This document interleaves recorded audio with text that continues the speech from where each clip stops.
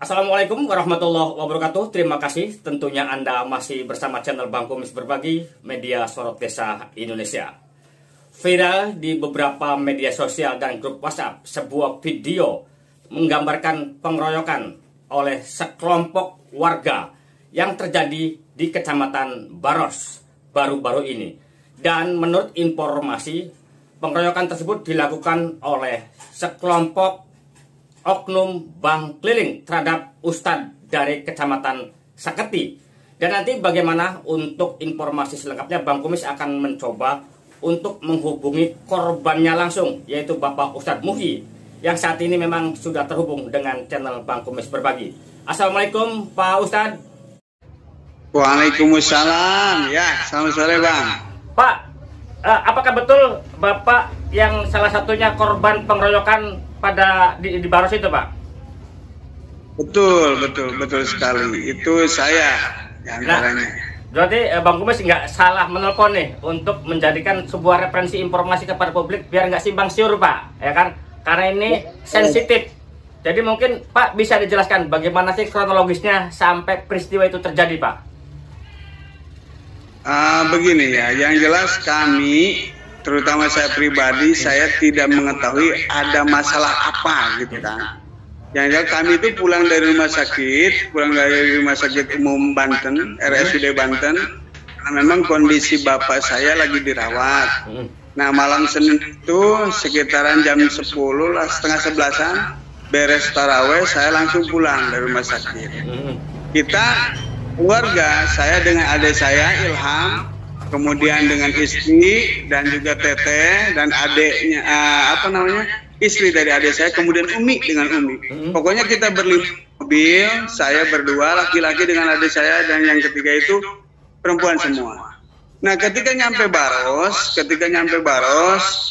kita di lewat Polsek Baros itu di Desa Sukamana ada kerumunan motor, ada kemacetan lah. Ada kemacetan di situ, ternyata ada kerumunan motor. Jadi kita lihat pelan-pelan karena mobil itu ada macet dulu tuh, ada macet, kita pelan-pelan di depan ternyata ada kerumunan motor. Kami menganggap waktu itu, mungkin ini ada tawuran atau ada balap motor, mungkin seperti itu. Ketika kita mau melintas, kami mau melintas gitu ke situ, dia orang itu langsung menyerang, alasan tanpa ada permasalahan, mereka langsung pukul pertama itu dengan menggunakan helm, pukul spion kiri, jebret. Kan saya kaget, saya tanya ada apa ini, tapi dia langsung menyerang, semuanya langsung menyerang. Ya kami bergegas, artinya karena ini kaget. Di sisi lain kan saya bawa Umi, bawa istri, bawa semuanya, tapi yang jelas kami itu masih sempat shock, kaget, ada apa ini, kenapa mobil kami digebugin gitu. Akhirnya kan adik saya udah menepi ke pinggir, di situ tepat di depan Alfamart, Desa Sukamana. Begitu nyampe, baru aja mobil ini berhenti, kan itu yang nyerang langsung ngegebugin aja, kayak geng motor lah. Gitu. Gebugin terus sampai di perjalanan itu digebugin. Begitu nyampe, berhenti, yang pertama dipukulin kan ada saya, kan mereka semuanya ngejar supir, ditonjok, dijambret, dipukulin semuanya. Saya kan keluar dari pintu sebelah kiri, saya tanya, ada apa nih Bang? Kenapa tiba-tiba kami dipukulin gitu kan? Tapi jawabannya bukan jawaban yang kami inginkan. Ternyata mereka tuh menjawab dengan sebuah pukulan, jebret, sampai ya istilahnya beberapa kali pukulan yang menimpa saya dengan menggunakan helm. Sesuai dengan Pak Ustadz, memang di video juga seperti itu. Karena Bang Kumis mendapatkan videonya juga. Makanya Bang Kumis belum berani menayangkan sebelum konfirmasi yang bersangkutan. Itu loh. Dilanjut, bagaimana selanjutnya? Dan yang di video itu mungkin itu tayangan dari episode kedua ya, dari ronde kedua mungkin. Kalau ronde pertamanya ketika kita turun dari mobil ya. Ustadz, karena itu geser dikit. Nah, kasih gitu ya. Sip. Karena posisinya kan saya turun dari mobil sebelah kiri, dia orang langsung menyerang, langsung nimpukin. Akhirnya kan gimana caranya supaya saya menjaga keselamatan diri dong. Iya. Ya kan? ya sekuat tenaga menepis, menangkis, dan sisanya mungkin ya daripada kan sekuat tenaga. Allah masih berikan kita kekuatan. Alhamdulillah. Barakallah. Memang Masya Allah waktu itu saya bisa menangkap satu orang gitu kan. Gitu ya? Nah itu sampai ke sebelah sini terus aja diserang. Ada warga yang melerai karena melihat yang dipukulin itu kan saya. Nah ini Taufik Hidayat ini warga situ yang nggak tahu apa-apa, sama dengan saya, dengan saya yang ya dia tuh melerai kami nih yang lagi berantem. Dia melerai, ternyata dia juga yang kena sasaran.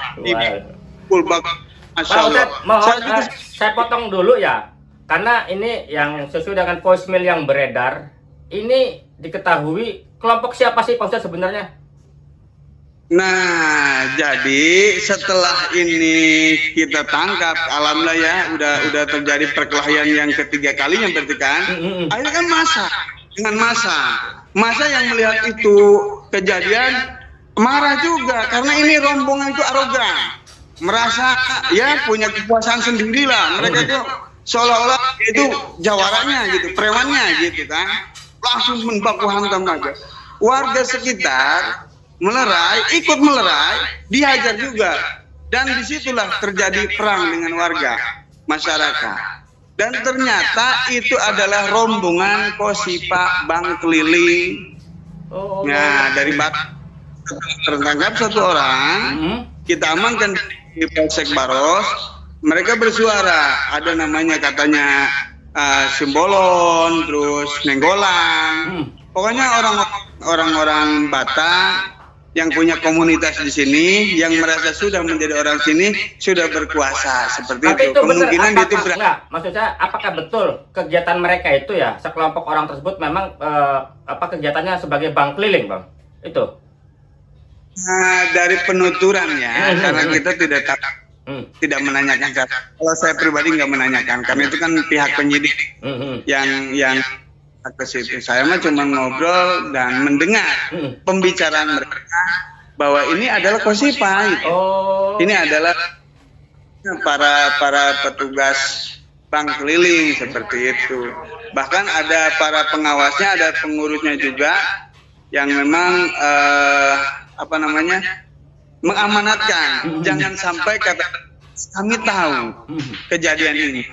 Loh, kan kita kan semakin ini aja. Ini gimana ceritanya? Ini bosnya bos siapa? Ayo coba turunkan semua biar kita clear. Kita juga kan warga Indonesia lah. Artinya kan kita semua ada dalam naungan negara Indonesia. Kita semua saudara. Tidak ada permusuhan, tidak ada musuh dalam kita. Ini apa masalah? Yang saya tanyakan justru secara pribadi, Bang Kumis. Saya menanyakan kepada pelaku yang kena itu. Bang, saya mau tanya sama abang. Abang kenapa mukulin saya? Oh, itu aja pertanyaan. Saya tanya, salah saya apa? Salah saya apa? Dosa saya apa? Dosa kami apa? Kalau nggak ke saya ke mobil kayak apa salah kami ini? Diem aja. Dia nggak tahu ke saya pun sama nggak tahu ke dia. Kami nggak mengetahui siapa-siapa itu, kami nggak kenal, Bang Kumis. Mereka juga nggak. Ternyata katanya saya lagi mabok. Kalau orang mabok nggak bakalan bisa begini. Ini jelas dengan penuh kesadaran, Bang Kumis. Betul. Meskipun sudah menengguk arak, minuman keras, tapi dia tidak mabok. Jelas dia melakukan penganiayaan ini penuh dengan kesadaran. Saya yakin itu. Jadi orang mabok itu nggak bakalan bisa. Yang namanya mabok pasti nggak guling lah. Pasti. Terus untuk langkah hukum sendiri, karena ini kan saya dengar sudah ditangani oleh Polsek Baros, itu gimana, Bang? Kami menyerahkan sepenuhnya ke kepolisian, ke Kapolsek, dan juga anggota-anggota Polsek yang di situ kami serahkan sepenuhnya. Karena ini bukan masalah pribadi lagi, ini martabat orang Batak, martabat orang kita, orang-orang Pandeglang, orang Serang, dan orang Banten. Kenapa secara tiba-tiba ada penyerangan? Itu aja. Kalau misalkan Kalau misalkan ya Bang Kumis, ya. saya, istri saya, adik saya, itu mungkin ada yang menghutang ke bank atau ke ke bank keliling, mungkin kami gitu. Ini kan naudzubillah kami mau kumacana supaya ulah ngahutang ke bank ya. Enggak, barangkali gini Pak Ustadz. Barangkali Pak Ustadz sendiri pernah bersuara keras melarang dengan adanya kegiatan Bank Emo, karena ini kan lagi rame nih di channel Bang Kumis Berbagi udah berapa kali episode tentang bank keliling ini. Barangkali itu ada kaitannya. Kalau saya mendukung orang yang melarang adanya bank keliling, tapi saya bukan vokal yang menyuarakan itu karena saya bukan ahli ceramah. Kalau saya, saya nggak bisa ceramah, Meskipun saya sering sama anak santri, tapi saya nggak bisa ceramah. Artinya itu bukan kapasitas saya ya. Kalau saya mendukung para dai, para mubalik yang menyarankan kepada masyarakat untuk tidak mengambil uang atau pinjam uang ke Bank Emo. Iya, betul. Saya mendukung itu. Kan? Karena itu jelas riba, itu rentenir yang luar biasa itu. Nah terus tentang hukumnya sendiri nih agar publik, karena ini tadi saya Bang juga menerima video kelompok ormas di Banten yang terbesar dari Pandeglang mau meluncur ke sana. Ini bagaimana ini? Akhirnya kayaknya ini semakin memanas ini. Untuk hukumnya sendiri, Pak, bisa jelaskan Pak agar tidak terjadi hal-hal yang tidak diinginkan di bumi Banten ini. Kami, saya pribadi terutama ya, dan atas nama keluarga, kami itu sangat mencintai masyarakat Banten. Kami sayang sama orang ikhwan-ikhwan kami, akhwat kami yang seiman. Ini kan bulan suci Ramadan, ya kan? Kita sudah selayaknya lah berpasrah diri pada Allah gitu. Maaf bukan ngajarin loh Bang Kumis ya. Tapi kan kita manfaatkan momen Ramadan ini. Tapi bukan berarti kita membiarkan kezaliman, Bang Kumis. Jadi kami sudah pasrahkan ke pihak yang berwajib, tolong ini segera jalankan menurut jalur hukum. Artinya tangkap para pelaku ini. Ini videonya, ini buktinya, ini orang-orang silahkan.